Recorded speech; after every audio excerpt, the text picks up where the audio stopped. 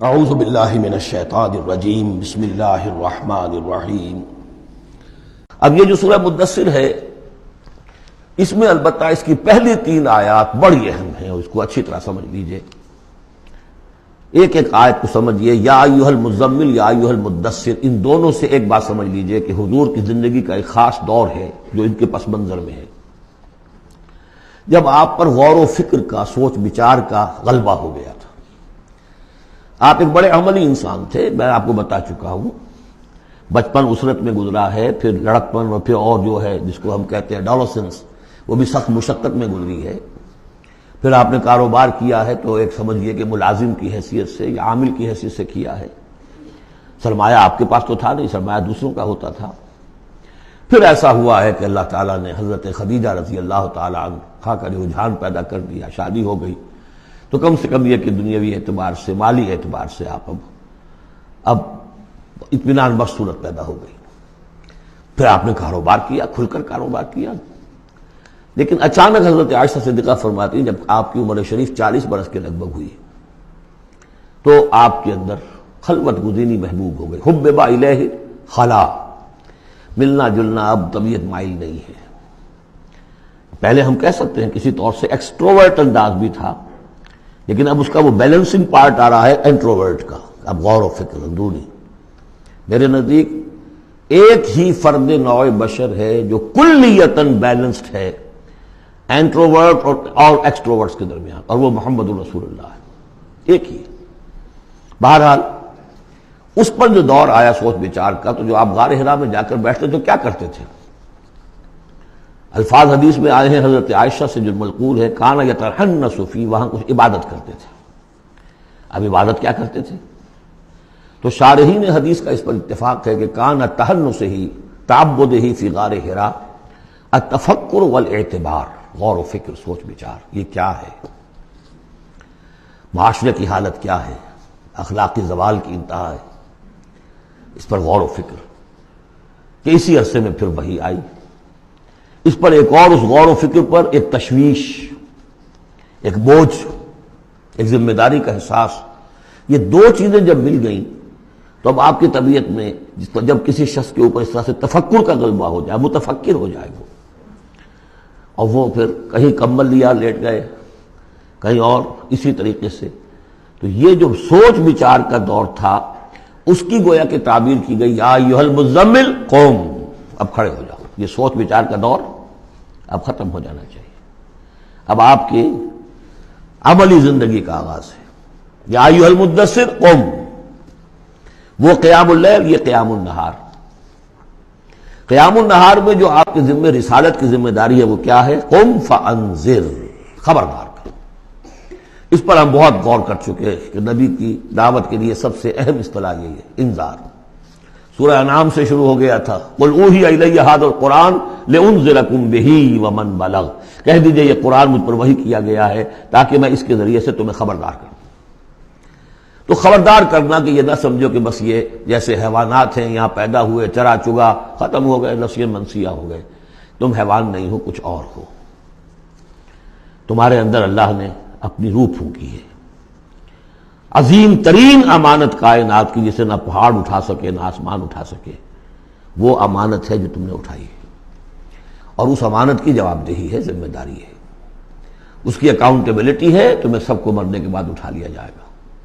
واللہ لتموتن کما تنامون ثم لتبعثن کما تستيقظون ثم لتحسبن بما تعملون ثم لتجزون بالاحسان احسانا وبالسوء سوءا وانها لجنة ابدا او لنار ابدا۔ یہ ہے انذار، نبی کی دعوت کا نقطۂ آغاز انذار، انذار آخرت۔ لیکن اس کا ہدف کیا ہے؟ اس کا ہدف جو ہے کوئی خانقاہی نظام بنانا نہیں ہے، اس کا ہدف صرف کوئی تعلیم و تعلم کا نظام قائم کرنا نہیں ہے۔ ہدف کیا ہے؟ ربک فکبر، اپنے رب کو بڑا کرو۔ کیا مطلب ہے؟ رب تو بڑا ہے، کیا بڑا کریں گے؟ اس کی بڑائی مانی نہیں جا رہی، اس کے خلاف بغاوت ہے۔ ظہر الفساد فی البر والبحر، اس کی بڑائی منواؤ، اس کی بڑائی نافذ کرو۔ اسی کے لیے یہی لفظ ہے وہ نیوکلیس ہے، جس سے کہ پھر یوں سمجھیے بیج ہے یا گٹھلی ہے جس سے کہ تمام الفاظ نکلے ہیں۔ اقامت الدین، دین کو قائم کرو، لِیُظْہِرَہُ عَلَى الدِّینِ کُلِّہ، تاکہ اس دین حق کو تمام کے تمام نظام دین پر، نظام زندگی پر نافذ کیا جائے، غالب کیا جائے۔ مختلف اصطلاحات ہیں۔ لِتَکُونَ کَلِمَۃُ اللہِ الْعُلْیٰ، تاکہ اللہ کی بات سب سے اونچی ہو جائے۔ وَیَکُونَ الدِّینُ کُلُّہُ لِلَّہِ، دین کل کا کل اللہ کے لیے۔ یہ سب کیا ہے؟ تکبیر رب، وَرَبَّکَ فَکَبِّرْ۔ تو یہ تین آیتیں اس اعتبار سے کہ حضور کا ایک خاص دور، تدبر، تفکر، پھر فکر مندی، یہ بھی بتا دیا تھا ورقہ ابن نوفل نے۔ اب دیکھیے انہیں صحابی نہیں سمجھا جاتا، کیوں؟ کہ ان کا انتقال فوراً ہو گیا تھا۔ اس کے بعد جب رسالت کا حکم آیا ہے اس وقت وہ موجود نہیں تھے۔ تصدیق کی ہے انہوں نے، نبوت کی تصدیق کی ہے، ان کا یہ وہی ناموس ہے۔ جب حضرت خدیجہ لے کر گئی حضرت ورقہ کے پاس کہ عمزاد میرے چچا کے بیٹے، ذرا دیکھیے یہ آپ کے بھائی کو کیا ہوا ہے، کیا تجربہ انہیں پیش آیا ہے۔ وہ کہا کیا تم نے دیکھا؟ آپ نے بیان کیا کہ ہاں یہ وہی ناموس ہے جو موسیٰ پر اور عیسیٰ پر نازل ہوا تھا، اور کاش کہ میں اس وقت تک زندہ رہوں جب تمہاری قوم تمہیں اس شہر سے نکال دے گی۔ تو اتنے پریشان ہوئے حضور، حیران ہوئے، اب مخرجیہم، کیا وہ مجھے یہاں سے نکال دیں گے؟ توقع ہی نہیں، وہ تو مجھ سے بڑی محبت کرتے ہیں، میرے قدموں تلے اپنی نگاہیں بچھاتے ہیں، ہر جگہ مجھے خوش آمدید کہا جاتا ہے، کیسے ممکن مجھے نکال دیں گے؟ کہا کہ نہیں، یہ پیغام جس کے ذمے بھی آیا ہے اس پیغام کا پہنچانا، اس کی قوم اس کی دشمن ہو جاتی ہے۔